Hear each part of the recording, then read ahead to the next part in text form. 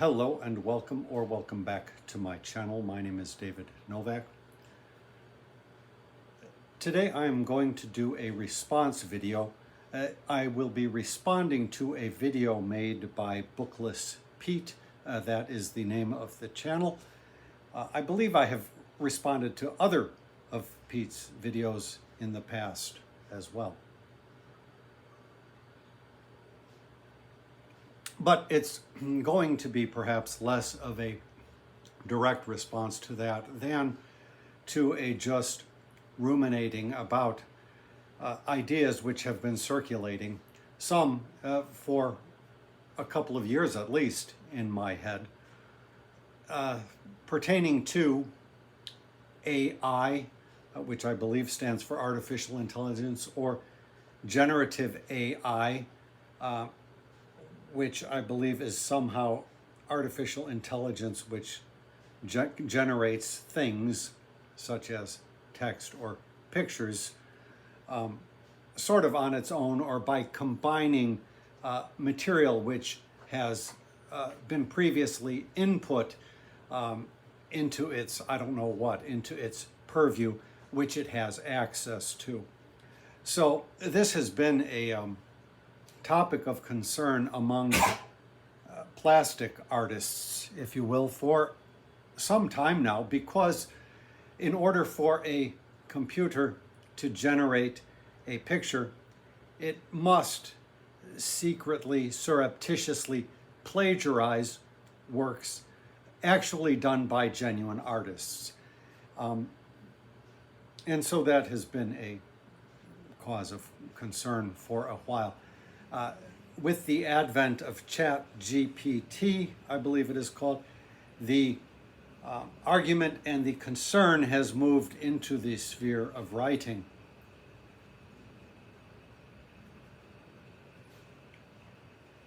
Now, Pete is responding to a video that Steve Donahue put out. I will link his video and Pete's video in the description box to this video. Both are responding to a scandal which occurred at NaNoWriMo. Now, NaNoWriMo is an event that Steve particularly has pushed quite a lot on his channel for a long time. It's more than just an event, however. It is apparently a corporation of sorts. I was going to say non-profit corporation, but I'm not really sure that non-profit necessarily means what we might want it to mean. So let's just say it's a corporation. And it's been in existence for a while. I'm not sure that I ever really heard about it before I became active watching BookTube videos.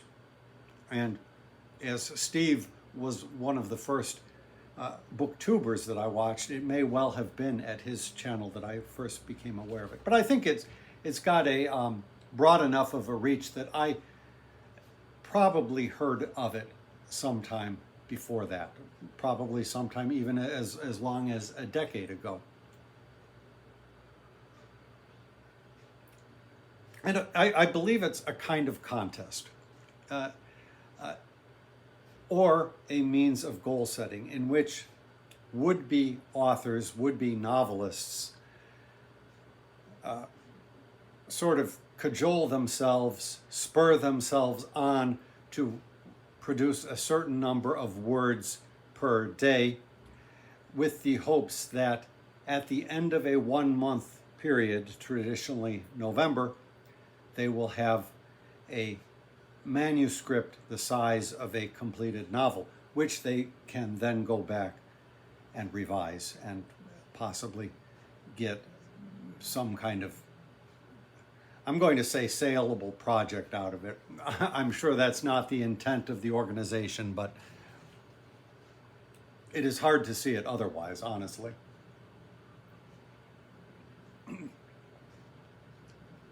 Now, both Steve and Pete go into a side avenue which I do not care to address at all, which is that the organization NaNoWriMo at their website has posted something which says that if you do not embrace AI or generative AI, or is it ChatGPT, if you do not embrace this or these things, then you are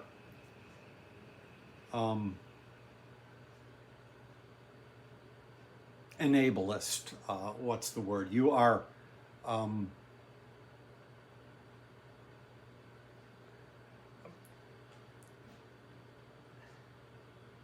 white patriarchal, let me say.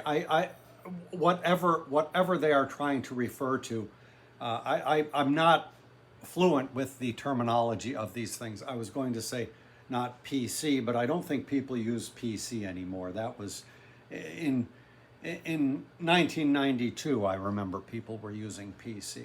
But the same basic ideas. You're not woke, that kind of thing. I don't want to address that. But the idea of a machine generating prose is interesting. And Pete's video ends very eloquently with him saying that he would rather read something that a human being knocked out, warts and all, let's say, in spite of its perfections, than something that was compounded by a machine, no matter how facile or smooth it reads. And I agree with him. I think it's a marvelous stance to take. I have not felt in any way threatened as a writer by the influx or onslaught of works written by a machine, as other writers perhaps have been. My writing is done, largely. I just brought out for show purposes a couple of my big books and my book of literary criticism. These are books that I have managed to get published or get printed, at least, in some format. Not that they would be easy for you to find.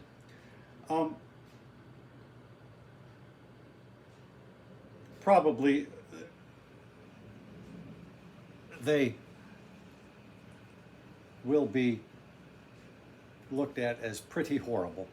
But they are what I managed to cobble together by my own devices, which in my case, for the poems, these are two big poems here, the bottom books, is attending to the muse. And for this, I was really trying to learn how to write prose, and it was difficult, and it shows.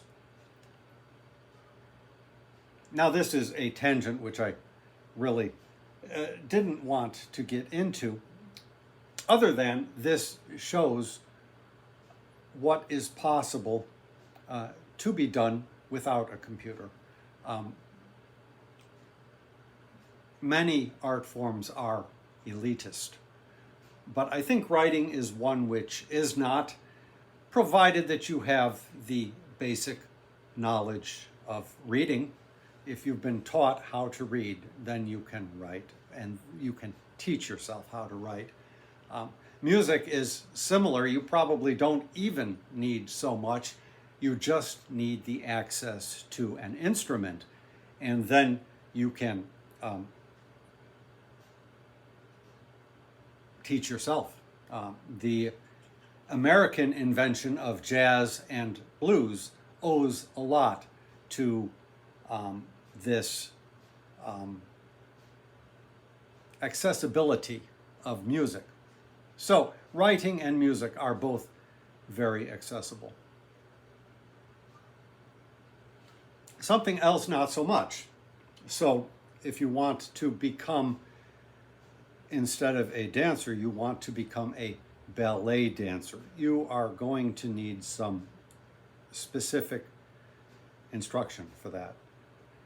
If instead of being a musician, you want to be a classical musician, you are most likely going to need instruction. If you want a job with a high-powered orchestra, such as the Chicago Symphony Orchestra, then you will need not just instruction that is fly-by-night, but you will need some pretty intense instruction. So music, in that sense, would possibly be considered an elitist endeavor. But at its basic, it is not. And writing, similarly, as I say with writing, you need to know how to read. Most likely, I am sure that in ancient Greece there were writers who did not know how to read.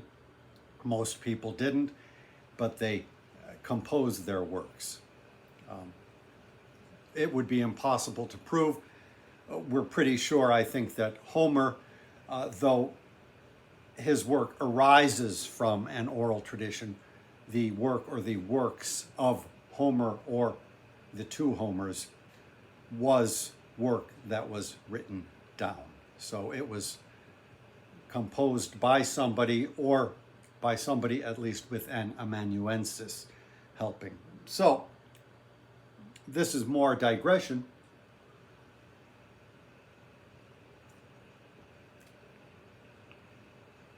But I want to share a quotation from a Facebook friend, not a personal friend, but a man that I follow, a sculptor.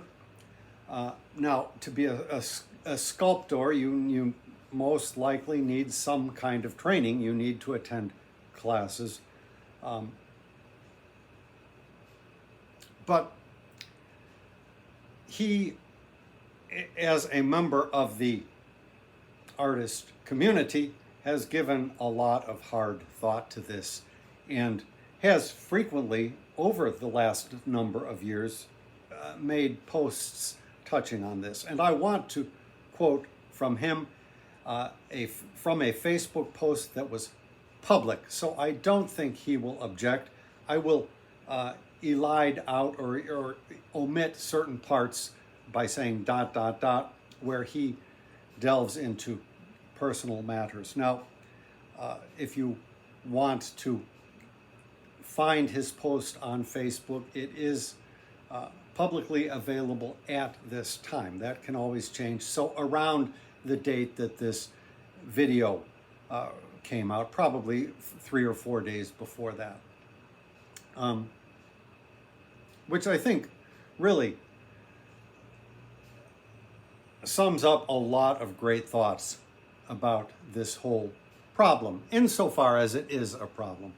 And there was a meme going around by an Aaron Regenberg, who is I believe it is from Twitter. I don't know for sure. I am long off of Twitter, but he has a blue check mark after his name, which in the day when I was on Twitter, that was important. Then I believe Elon Musk took over and the blue check became devalued somehow, but I was off the platform by then.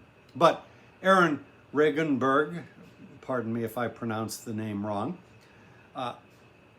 said, the single best description of AI that I've ever read, from the great Ted Chiang. I hope I pronounced that name correctly as well. I am never sure with any of this. And then he, I guess, screenshotted a quotation from the great Ted Chiang. I think I read this writer many years ago a little bit, but I don't remember. So this is what he, the meme that was going around that my Facebook acquaintance was responding to. So let me read the meme first. Single best description of AI I've ever read, from the great Ted Chiang. That was what Aaron Regenberg said. And then this is the quote from Ted Chiang. The task that generative AI has been most successful at is lowering our expectations, both of the things we read and of ourselves when we write anything for others to read. It is a fundamentally dehumanizing technology because it treats us as less than what we are, creators and apprehenders of meaning. It reduces the amount of intention in the world.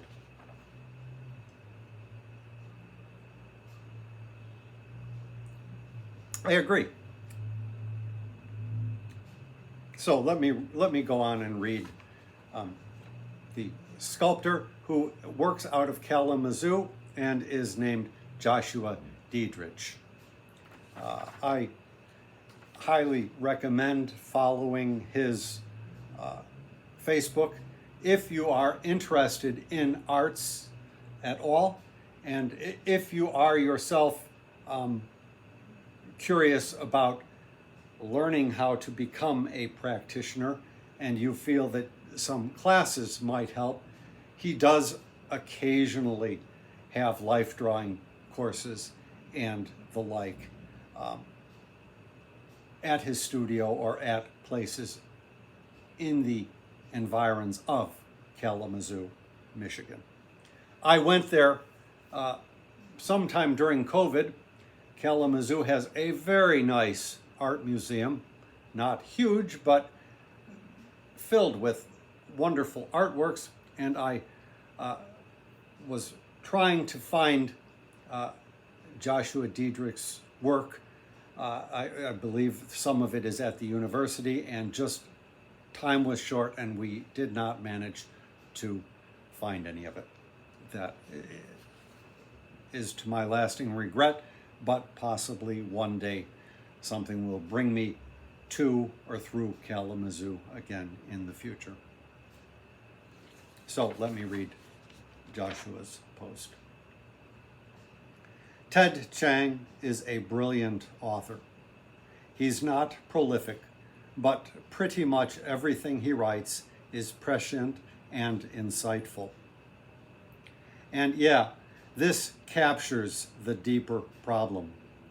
Benjamin Wax once said that just as Florence in 1500 was in the midst of an artistic revolution, fascinated by the promise of what human hands could do, we are currently in the midst of an engineering revolution, fascinated by devices and things. The promise of engineering, of course, is that you will be freed from having to do things with your own hand, or now with your own mind. And it's ultimately an ugly promise, but a tough point to argue against. I've been running again in the mornings and did not feel like it today. I was driving home, driving along my running route, and found myself thinking, man, this route is way nicer when I drive it, way easier. And then I stopped the car and got out and ran the route right then. Passing a paragraph where he goes into more personal detail. People who want your money to become their money will tell you that driving is easier. They'll tell you that you deserve to lay in a bed all night watching Netflix rather than engage in actual painful human relationships. They'll tell you there's no need to learn to write or draw or paint because it's easy now. Engineering can do it for you. These lies are irresistible to us. I stopped the car and got out and ran, not because running is morally better, not to be hard on myself, and prove how disciplined I was. Definitely not because it felt better. It feels worse then and now.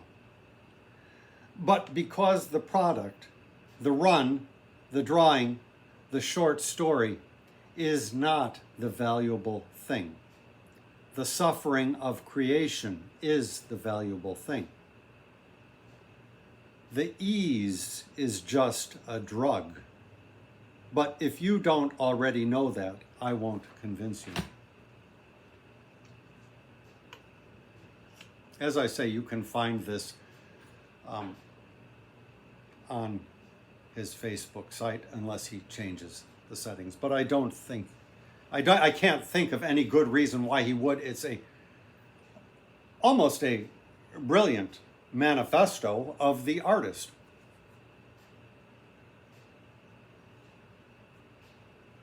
Now, what I have done is not art. I've talked about this elsewhere. But nevertheless, it is its own distinct creative process, so to speak.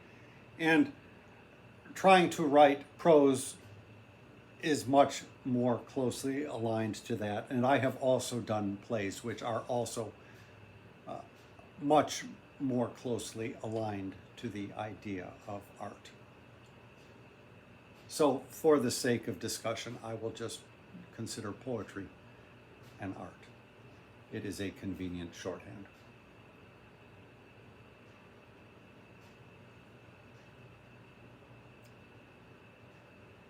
Now, in another video, and I will try to find it and link it, you can see all of my books. This is just the tip of the iceberg. All of my books that are in print or obtainable in print, which again are only a portion of the whole.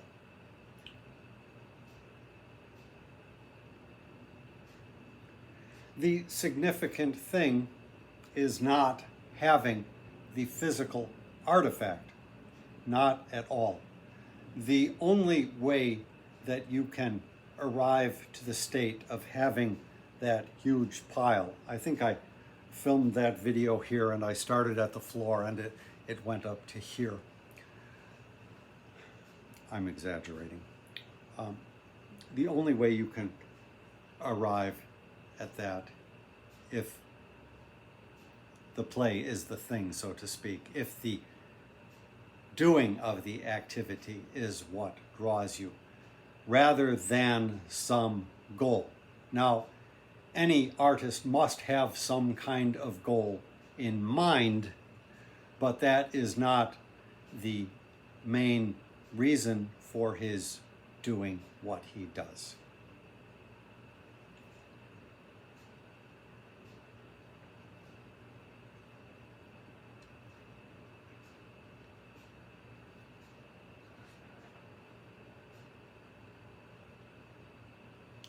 It even need not necessarily entail the suffering of creation of which he writes. I think most anybody who goes into the arts or who ends up writing poetry has endured some degree of suffering, and the working out of that may well find itself in poetry or in a painting, something like that. For me, having been involved in this activity, while there has been suffering at times involved, possibly just as a precursor to something which was written,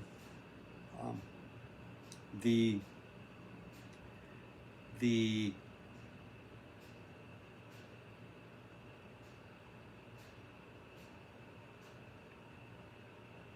requirement for such lessons over time, or rather I should say, one little drop from when you were 8 years old may suffice.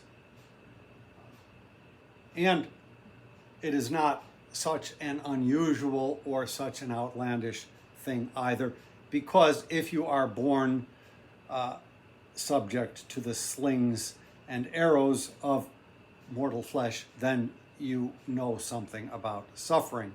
And the longer you exist with this corporeal presence, the more apt you are to learn more about it.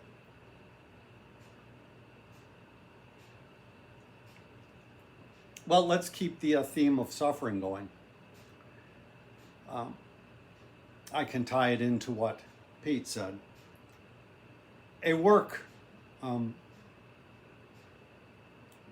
compounded or compiled by a machine is not going to have any of that original experience with suffering. The work must needs, therefore, become something soulless. Now, I use these words always. I'm not even so sure that a soul exists. But these words denote something, and so I use them.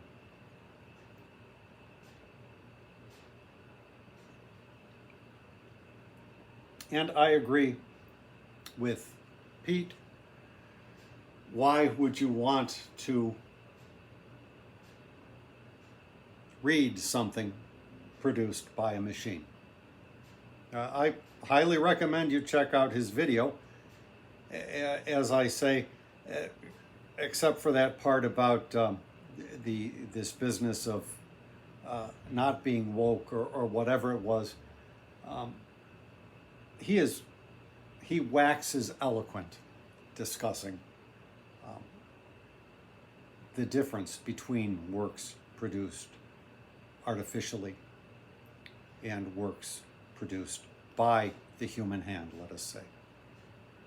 Now, if you're interested in sculpture, Joshua Diedrich, the sculptor, knows a lot about the assistance computer programs and technologies can give in the work of a creation of sculpture. And you can go through his page and find a lot of wisdom there. And a lot of his posts are not set to public. So this one was set to public. You can consider sending him a friend request if you want to avail yourself of that sort of knowledge.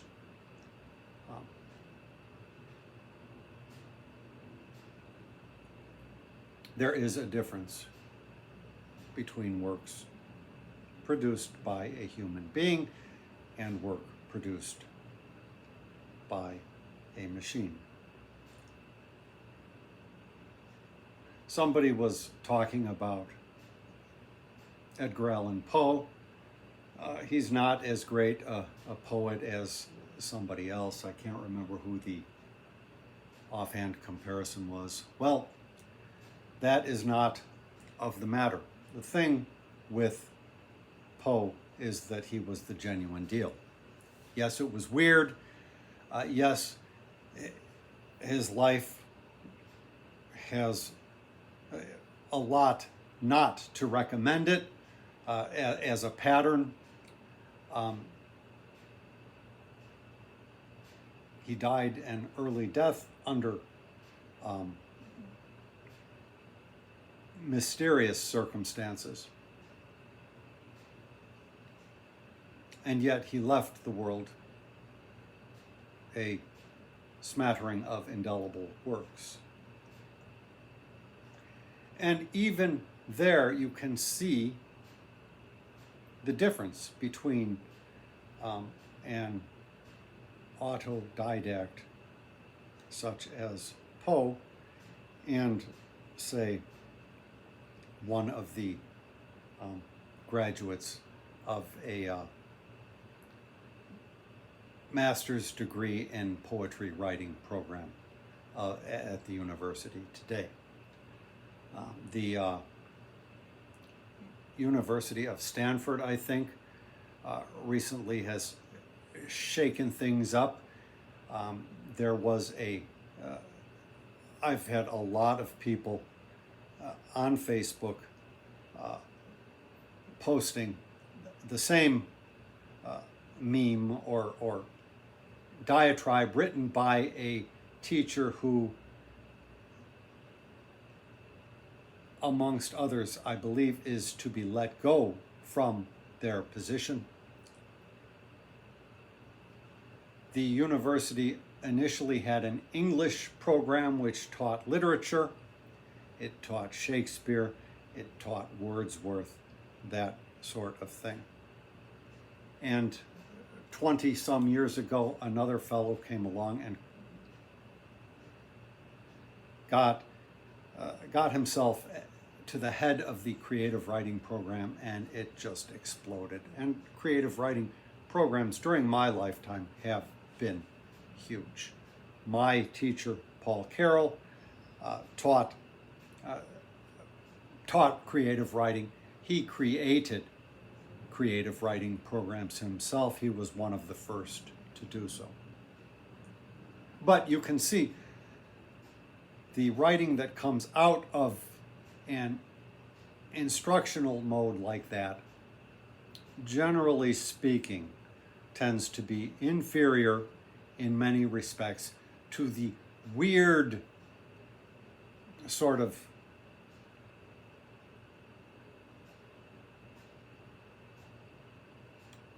nebulous congeries that you would find from a Poe or a Gerard Manley Hopkins. You will never get a Poe or a Hopkins out of one of those classes. I say never, but there's always exceptions. And the class might be just the perfect avenue for the right candidate. For me, Paul Carroll's poetry writing workshop, I attended 2 sessions of it, was marvelous. It did not teach me much about writing, but it taught me actually something about great poetry. He emphasized in every session great works of poetry, which he read, which we as a group discussed.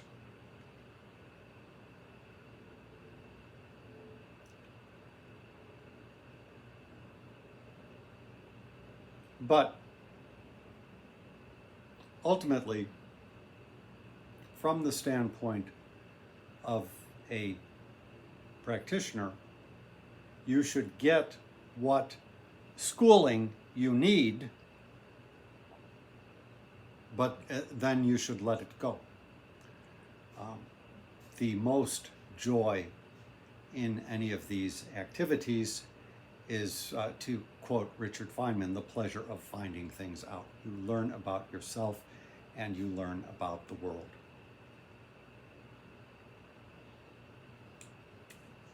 In my 20s, I think it was, I took dance. I studied dance. I studied at Gus Giordano. His studio was then up in Evanston. I studied at Hubbard Street. Actually, it was the Lou Conte Dance Studio. I studied at a ballet studio, the Ellis Duboulay Ballet Studio.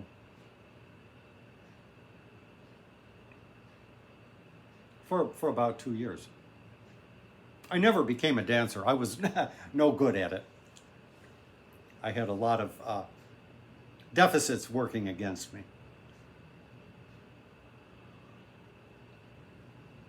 And Pete says something similar to this about his experience with NaNoWriMo.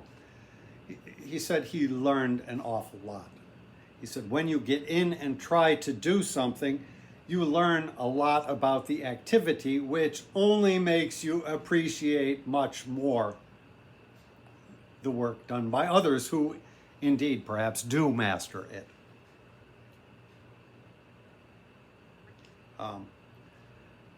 I one year happened to see the dancer Baryshnikov at the Spoleto Festival, and it was a really pathetic piece. The conceit was that Baryshnikov played a car, an automobile. So it was kind of stupid. But there was a moment when he just did a turn. And you could see the beauty of his years of hardcore training. Well, I knew a little bit about ballet, thankfully, because of those years of trying to study it. I studied ballet, I studied modern, I studied jazz, dance, I even studied tap. Never became good at any of it. But it helped me cultivate a human appreciation and understanding of the matter. Not to say one, again, has to do that. You can just pay attention. You don't have to write to appreciate good writing. You probably have to read. I've frequently belabored that readers are more important than writers.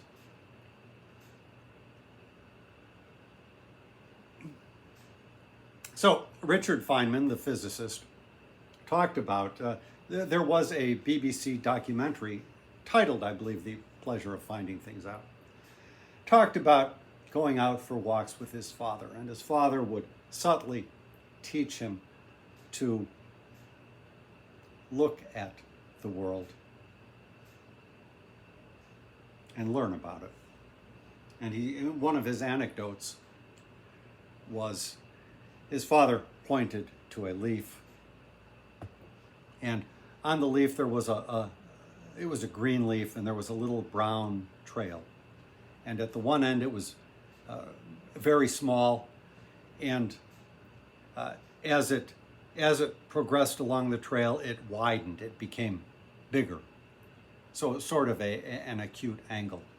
And his father said to him, "Son, the reason that this leaf has this brown trail is that sometime after it came out, an insect landed on the leaf and laid its eggs. And it laid its eggs on this small end here. And as the insect grew, it ate of the leaf for nourishment. And as it ate, it grew bigger, and therefore the trail became wider. And when it reached the end, the insect was a fully grown insect, and it flew away." And Feynman said, "I don't know if my father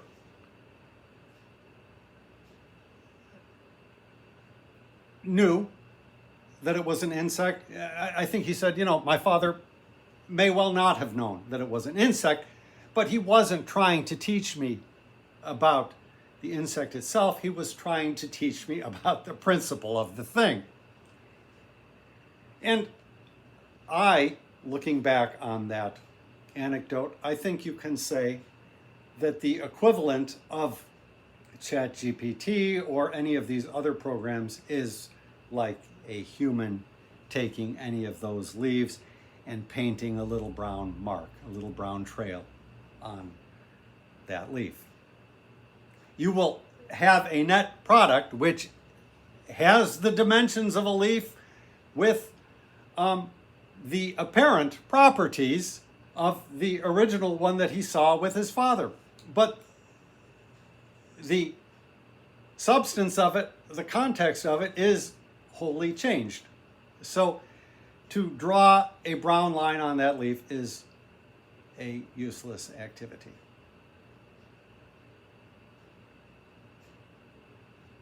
So if you are interested in art, if you are interested in writing, by all means, grab whatever implements you need or have handy and try your hand at it.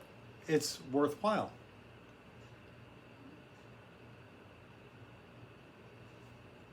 But this idea that the end result that you desire is a product which was comparable to something engineered by a machine is false.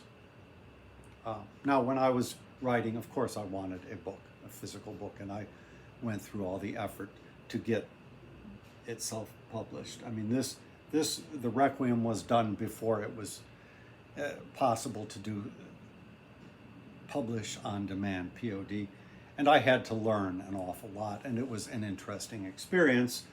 And then subsequently, print on demand came about, and it's easy to do. And that is what they try to sell you on these days.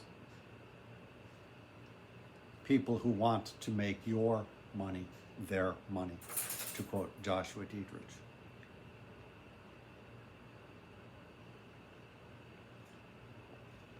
It's the same as the difference. You can listen to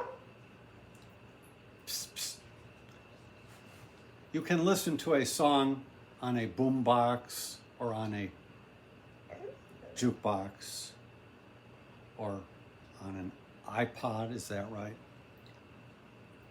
But it's not the same thing as singing a song. They're distinct activities. And if the reason you are singing a song is because you want something that exists on somebody else's iPod, you are misguided, you are misdirected. The Beatles happened to come around at a perfect, opportune time to become what they became, with the reproduction, the mechanical reproduction, to take a phrase from Walter Benjamin. The mechanical reproduction of music was at its apex. And certainly some people may follow them as successfully or more so in the commercial aspects. But it is probably a lot harder for anybody to duplicate what came to them through their years of solid practice on the road in Germany, and what Paul McCartney had just from his own family,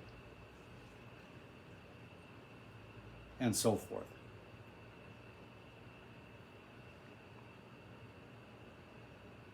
If your goal is to have the product in hand, you are misguided. So, I think that touches upon pretty much everything that I wanted to say. The creation of works of art has always been fraught. Artists are up in arms because other people are making money off of their pains. So somebody buys a computer program and can produce an artwork based on some inputs. So this software company is making money based on work which has been stolen from these artists, because all of their drawings, paintings, etc. have had to have been input, plagiarized and input, to use the vocabulary which is prevalent. That is not new. Mozart's works were issued under names other than his own. There was no copyright system back then as we have it now. I am not saying it is justifiable, but it is something that happens. My college teacher, Yoma Gray, every class or every other class would go into a diatribe about how much she hated the fact that United Airlines, I think it was, in their latest travel commercial advertisement on TV, used a scene from Shakespeare's King Lear. It just burned her up to no end. Well, the time element has gotten way compressed.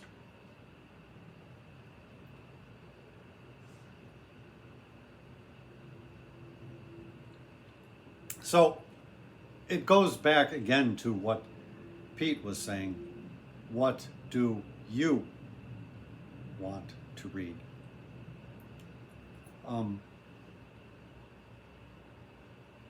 I should add, in relation to those professors losing their positions at Stanford, on the face of it, I would say, well, we actually need more people to study Shakespeare and Dante and Chaucer, that kind of thing. Certainly a good class is a great asset if you want to read Chaucer. It's not strictly necessary, but it is a great asset. And these creative writing classes are largely silly in and of themselves. But I think, given my personal experience, it is often the class about Shakespeare that was deadly. And the creative writing class, which I had with Paul Carroll, was joyful and led to a world of new experience for me. So I cannot say anything on that. The situation at Stanford seems to be that these writing teachers, it was a professorship.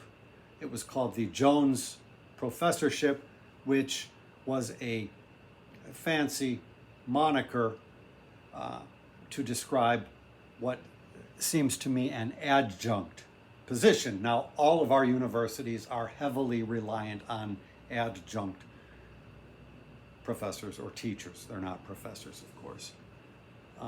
And this whole economic schema is horrendous, horrific, absurd.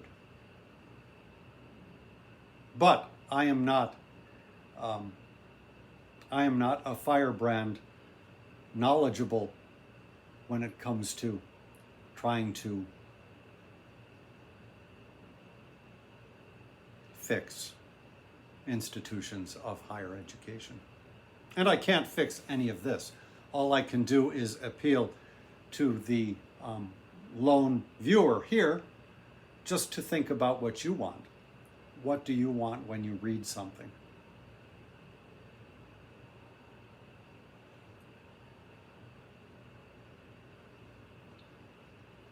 I think that probably is good. I will again put a link to the video done by Steve Donahue and the video done by Pete at Bookless Pete. I don't think it's something to get angry about. And although Pete begins his video by saying, I am angry about this, I think by the end of the video you see that, well, he has processed this well enough and he is not angry so much. There are a lot of things one feels. I think Pete even said he feels a sense of disappointment, and I understand that completely.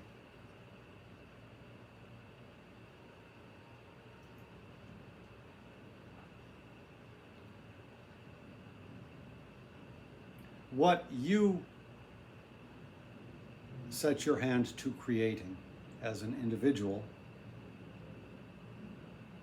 as Pete said, may not be any good. But it is not something that any machine can duplicate. When we go to the museum and see these beautiful wrought pieces of pottery or glass or metal or what have you, That is why we go to look at them, to gawk at them, to become entranced by them. The individual craftsmanship, the individual work that is not duplicable by a machine. Thank you very much for stopping by my channel.